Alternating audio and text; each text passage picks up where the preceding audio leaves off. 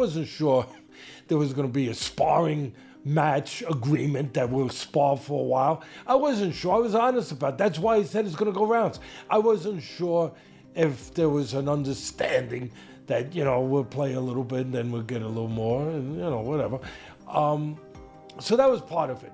Acknowledge Jake has had double jaw surgery, 4 plates, 8 screws in his face, and everybody is just kind of breezing past that like it's no big deal. But I'm looking further into this because that's no easy surgery, and I'm starting to ask the question, is this the beginning of the end of Jake Paul's boxing career? As his brother, I was just shocked. I'm in the hospital with the guy, and he's like, yo, can you make this TikTok? Can you film this for me? He's like laughing and having a good time. Does not have any agenda against Anthony Joshua, because it feels to me like that fight, I before the fight, I was refusing to accept the principle that this fight could be scripted. The boxing world is in shock, with many people saying Anthony Joshua should be arrested for badly hurting Jake Paul in the ring. Experts are angry because Jake suffered serious injuries, including a broken jaw that needed surgery and metal screws. They say the fight was unfair and that Joshua's strength was too dangerous. Fans and professionals were stunned by the damage, leading to big debates about fighter safety and fair matchups in major fights. Fighting, stay away from the power. You could call it running and you'll be right. You can also say it's smart for a guy of Jake's size and understanding that AJ is a fucking monster. It's also smart to fight that way. It's not the most aesthetically pleasing. It was not the most engaging for fans. Analysts Brian Campbell and Shaka Majwi gave a detailed breakdown of Jake Paul's fight against Anthony Joshua, looking at both strategy and the damage Jake took. They said Joshua's power caused serious harm, including hits that needed jaw surgery. To survive, Paul relied on constant movement and evasive maneuvers, circling the ring to avoid getting trapped on the ropes. This defensive style wasn't aggressive, but it let him last longer than many expected against such a strong opponent. Campbell and Majwi pointed out that Jake's focus on movement and ring awareness helped save his energy and reduce some damage. Still, Joshua's overwhelming strength caused clear injuries. The analysts stressed that Paul's tactics showed the importance of defense in boxing and highlighted the risks of facing mismatched opponents in high-stakes fights. Or could this be the end for him in terms of what he's doing in the boxing ring? Listen, so long as people will tune in and so long as Jake Paul is paid by Netflix or any broadcaster to air his fights, we're going to see this continue. And Jake Paul knows his business model, right? Now, this deviated, this AJ fight, which came together kind of last minute after the Tank Davis fight fell apart. But we know Jake Paul's MO here. It's find the most popular guy with the most physical disadvantages for me to fight. And Jake Paul has the benefit that he's turned himself into a villain, or in the pro wrestling circles, a heel. People tune in to watch. We did not tune into this fight to see competitive boxing. Most of us tuned in because we thought, here's Anthony Joshua. Here's a 2-time unified heavyweight champion, a guy who physically just overwhelms Jake Paul. And we're finally going to get what Tyron Woodley and Anderson Silva, Nate Diaz were not physically fit, whether it be through their size, experience, or age, to do, and that is knock out Jake Paul. And so, because I don't really feel like we got that satisfying comeuppance that a lot of people have been waiting for, it kind of gives Jake Paul a little bit of mystique, I'd almost say, to still try and string this along. Now, I don't know in terms, he says he wants to be cruiserweight champion. I'm not quite sure what the competitive road there is, because let's make no mistake, the reason this fight lasted as long as it did is because Jake Paul focused exclusively on being elusive. He did his best, and kudos to him, right? He did a great job of not getting cornered. He was always on the gas until the gas sort of fell out from underneath him. And so I don't quite know, short of leveraging his popularity, how he's going to get to that title shot if he's not actually going to fight, like really fight an elite boxer. But if he's looking to make money, there's the KSI fight out there. There's the Tommy Fury rematch. There is ways for Jake Paul to sustain what he's doing. Former UFC champion Michael Bisping reacted strongly to Jake Paul's heavy loss to Anthony Joshua, calling it a lesson in real professional boxing. He said Paul was clearly outmatched, with Joshua's precise and powerful punches leaving him little space to move and exposing weak defense and poor strategy. Bisping explained that Jake's broken jaw and repeated hits came from facing a much bigger, stronger, and more skilled fighter, something he had never faced before. He added that Paul's confidence and hype couldn't prepare him for the real technical and physical challenges of fighting an elite heavyweight. Even though Paul lasted the rounds, Joshua's control showed the huge gap between top professional fighters and celebrity boxers. Bisping said the fight was a strong reminder about respect, preparation, and skill in boxing. In my humble opinion, because I'm a big Anthony Joshua fan. Of course, I've been a supporter for the longest time. A rather lackluster, unmotivated Anthony Joshua that didn't look like he was being particularly nasty, right? Yeah, a lot of the time he was out of range, and okay, it is hard to land a shot on someone that's backing up and moving away the whole time. And there was a lot of times where he had him in the corner and he could have thrown a shot. And sometimes he was telegraphing his shots. And anytime he did go in to throw a punch, as I said before, Jake Paul would shoot in and turn it into a wrestling match. And even when he wasn't shooting in, he was clinching a lot. This is boxing. It's not MMA, as we know. The referee should have done a much better job of getting in there and separating them much, much faster. As I say, it was the 6th round. I think it was the 4th round he got dropped twice. In the 5th round, he got through it. In the 6th round, caught him with the jab, then a glancing right hook. He goes down, and that was that. That was all she wrote, right? I did a live. There was about 9,000 people watching at one point. Nobody was particularly enjoying the matchup. Listen, okay? I respect both men. I respect anyone really that steps into the ring, okay? And certainly going up against Anthony Joshua, that was a tall task, okay? You know, metaphorically and figuratively, right? It was a tall task. It was a big job. It was a tough opponent. It was a mismatch, and it was, right? Jake Paul never worried Anthony Joshua once. He never rung his bell. He never caused any damage. He never had him worried. He never did anything. It wasn't a fight. It was a display of how long can Jake Paul last? Can he run away long enough for it to be credible? After the huge fight between Jake Paul and Anthony Joshua, both were said to earn about $92 million each, making it one of the highest-paid boxing matches ever streamed worldwide on Netflix. However, Joshua's payday was heavily reduced by taxes. Since he lives in the UK but fought in the US, he has to pay both US federal taxes and UK international taxes, which could take around $66 million from his earnings. This means his actual take-home pay was much lower than the big number reported. On the other hand, Jake Paul, living in the US, did not have to pay UK taxes, so he kept a larger portion of his money even though he lost the fight. This shows how taxes can greatly affect big international fight earnings and why reported pay is often much higher than what fighters really receive. Joshua has to pay, as you see here, a whopping $43 million. $43 million of his $92 million purse.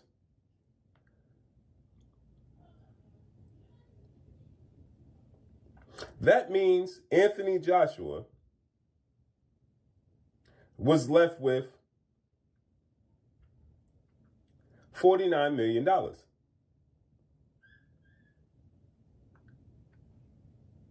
Right? Now, he also has to pay, I believe, 10% of that to his promoter, Matchroom CEO and promoter Eddie Hearn.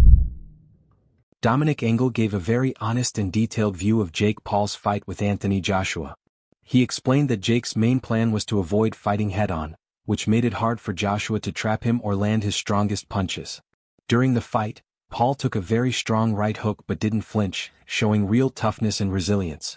Engel also noted that Joshua wasn't using full power because it was only an 8-round fight, and Jake's experience meant Joshua didn't have to go all out to control the fight. Engel compared this to other big fights, saying even top boxers like Tyson Fury don't always fight at full sharpness depending on who their opponent is. He emphasized that fighters often adjust to the level of their opponent instead of showing their peak skill. While Joshua did land clean and powerful punches that Jake could feel, Paul managed to survive most of the rounds without serious danger. Overall, his movement, defense, and ring awareness kept him safe and highlighted how controlled and tactical the fight really was. He's not going to stand and fight, and AJ's not the best at closing people off, and it's hard chasing somebody down who don't want to engage, and then he tagged him every now and again. So does it look bad on him because there was one right hook that he took was a serious shot, but obviously he didn't flinch from it, but the fact that not really, because you'll take into consideration that you can get, there won't be, look, there'll be no way. Well, Anthony Joshua thought, if he hits me, there's a possibility is going to hurt me. I felt a couple of shots early on in the fight. There's no way Jake Paul at the level he's at, and who he's boxed and what he's done, that he's, you know, and it's like AJ, like you say, he's got to have completely gone and be punch drunk for Jake Paul to beat him. After the last fight against Dubois, people think, well, his jaw's gone there, he can't take a shot. Of course he can take a shot. And it's weighing up the opposition, and he weighed up the opposition. And he's not going to be training like he trained for Usyk or for the big fights. He won't do that because they can't get motivated enough to do it. They'll do enough to do the rounds. What was it, an 8-rounder? Yeah. So, same again. So he did enough. He never looked in any trouble. It didn't look great, you know, but Tyson Fury didn't look great against Ngannou, did he? But who did he box after Ngannou? Was it Usyk? Exactly. Yeah. But you would have never thought, looking at the performance against Ngannou with Tyson, you would never have thought that he put in the performance he did against Usyk. So you think it's more of a case of you kind of, no matter how good you are and how much you train, if the opposition isn't great, you sometimes you're going to box at the level of the opponent because the opponent makes you fight at that level.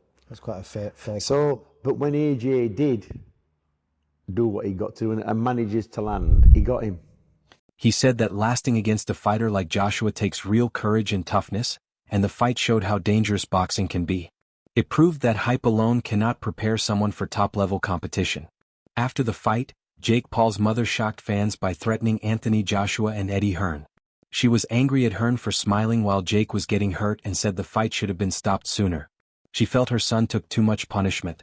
Her reaction showed how emotional and protective she is, and it raised real concerns about fighter safety. Many fans said her response was extreme, but understandable given how brutal the fight was and how powerful Joshua is. That ring and punch Eddie Hearn, for instance. Yeah. Why? Why Eddie Hearn? Because I don't like his smug face. You don't like his smug face? No. Literally thinks he's better than everybody in the world. Shit-eating grin. I said the exact. Bro, Jake's over there, like, you know, struggling, and he's sitting over there smiling like the cat who swallowed the canary. Guess what? Did he fucking get in the ring? Do you think he was happy with what happened to Jake? Oh, of course. Yeah, for sure. Oh my God. Now, this is coming from a mother, too, guys. So I just want y'all to understand it. This is a mom. But at the end of the day, it's his job to laugh. Because, hell, I was laughing at Jake Paul. I can't even lie. I'm not a big Jake Paul fan. But, you know, part of the process. We got to report on this stuff. But Mama Paul, hella mad. God, and that's sickening to me. It's sick. I don't like it. Even Anthony Joshua had some class and, you know, apologized to me.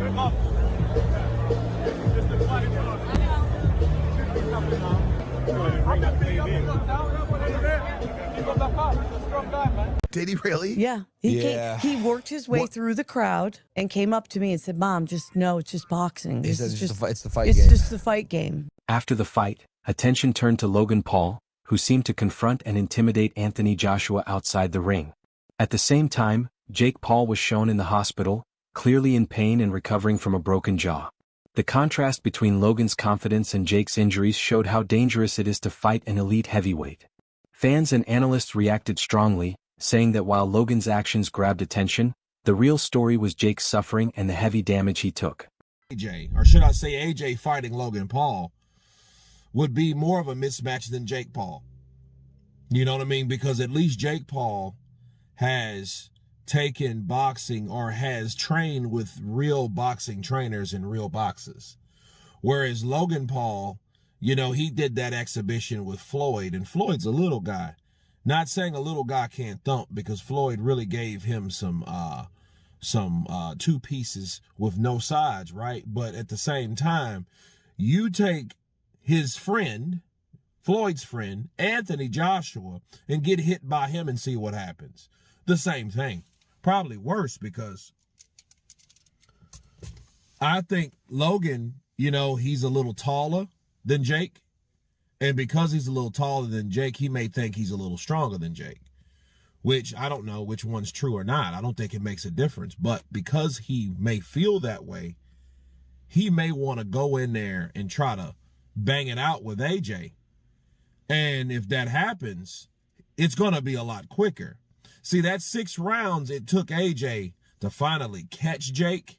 It took that way because Jake was on that bicycle, moving, being elusive, trying to come in and then come out. He tried to do a very poor man's Alexander Usyk, right? And it didn't work for him. Logan ain't going to do that. Logan's going to come in throwing punches and bunches like he did with Floyd, trying to get him in there and, you know, do all this stuff.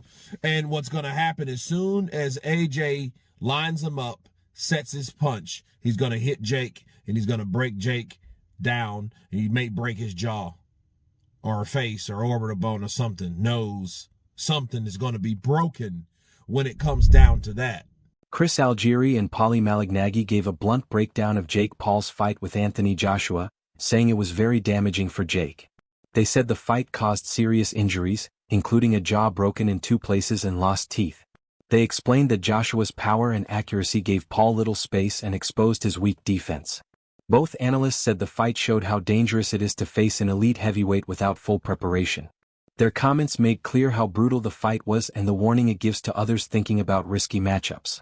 An Ngannou type fight. Yeah, Ngannou, he's got balls. Ngannou's got balls, man. He went out there and he tried to fight, tried to win. Jake Paul didn't try to win at any point during the fight. He was just trying to survive. I think that's actually ultimately going to hurt him with boxing fans. Yeah, what do you think, Paulie? I mean, you talked about the in and out kind of style, kind of hits and runs, and you said that A, it runs out your legs. He was exhausted a couple rounds into the fight, and B, it only saved him for so long. He doesn't have the boxing skills to box on the move anyway. Once I saw the big ring, I knew he was going to run for his life. When you're that much of a novice, which obviously it's not even an insult to him, it's just lack of experience. But when you're that much of a novice, you either know how to run for your life or fight all out. You don't have that in between yet. You haven't developed enough of that in between boxing acumen to really pull that off. And so what ends up happening? You're either going to fight your ass off and you'll last a minute. Chris, you're being generous. Round 2, he would have got knocked out in round 1 if he would have fought. But at least he would have fought. He would have got the respect of the people and more importantly, the boxing community instead of these clowns that follow him and are still defending him.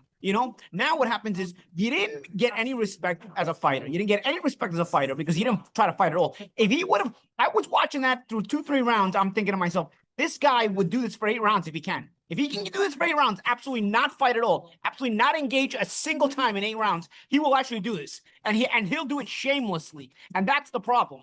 That's the problem. The shamelessness of his approach to the fight. You're gonna be a fighter, then don't make an ass out of the whole sport, out of the whole business, and out of yourself first and foremost. Because in the end, what happens? You got his jaw broke anyway.